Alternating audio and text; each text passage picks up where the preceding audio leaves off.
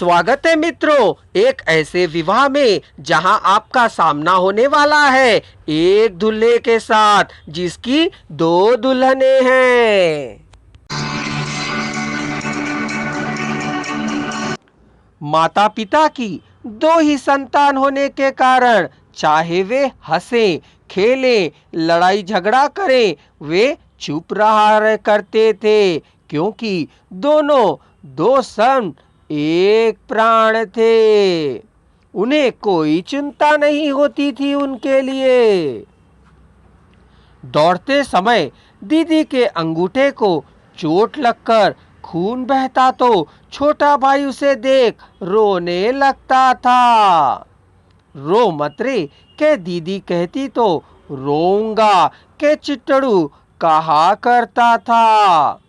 तुमसे बात नहीं करूंगी, चले जाओ। दीदी कहती तो मैं भी तुमसे बात नहीं करूंगा, चिट्टड़ू कहता था।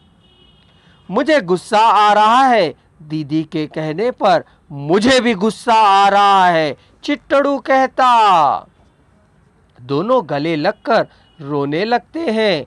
कितनी देर? थोड़ी देर ही। उतने में ना जाने क्या हो जाता है कि दोनों खिलखिलाकर हंसने लगते हैं। यदि वे दोनों कभी झगड़ते हैं तो सारी लड़ाई हंसी से खत्म हो जाती है। इससे उनको झगड़ते देखने के लिए माता पिता प्रतीक्षा करते रहते हैं। कभी कभी चिट्टड़ू कुछ भी कहने पर हंसता नहीं था। मल्ली हर संभव उपाय कर देखती थी, फिर भी वह ना हंसे तो कोई पुराना गाना गाने लगती थी, फिर भी गर ना हंसे तो गुड़ की ढल्ली लाकर खिलाया करती थी। चिट्टड़ू और गुड़ की ढल्ली के साथ संबंध उसके दादे परदादों के पैदा होने के पहले से था। बस क्या था, चाहे जितनी भी बड़ी गुड़ की ढल्ली हो, उसे 2 मिनटों में खा लिया करता था। क्या वह मुंह था? मुंह कहने पर मुंह नहीं था। जीभ नहीं थी। जीभ के पास दाढ़ के दांतों के बीच से 2 बैलों की गाड़ी की तरह चली जाती थी।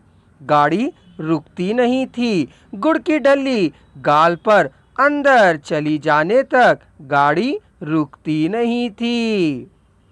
गुड़ की ढल्ली के सामने गलने के समय मुंह को फुर्सत ना होने के कारण, जीभ के काम में लगी रहने के कारण रोने को नहीं हुआ करता था।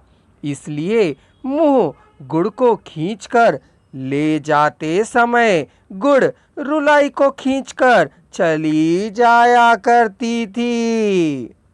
गुड़ और रुलाई गलकर मुंह धोने की तरह होकर, मुंह को पोंछने जैसा होकर नाक, आंखें, कान, गाल, कनपटियां साफ साफ दिखाई देने पर हंसता सा लगता था।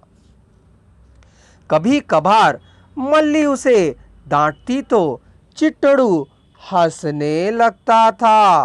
रो रे भी कहने पर हंसा करता था। अपनी जगह से मत हिलो कहने पर थोड़ा सा भी नहीं हिला करता था। चलो चलें कहने पर उछलने लगता था। आगे मत बढ़ो, रुक जाओ कहने पर खिलौने की तरह रुक जाया करता था। दीदी जो कहे वही करता था। दीदी और छोटा भाई मिलकर लड़कियों और लड़कों के खेल खेला करते थे। क्या तुम पुरुष महाशय हो के दीदी को, क्या तुम स्त्री के हाथ का खिलौना हो के छोटे भाई से कहने पर वे परवाह नहीं किया करते थे। चलिए अब चैनल को सब्सक्राइब कर लीजिए और पूरी शादी का आनंद लीजिए।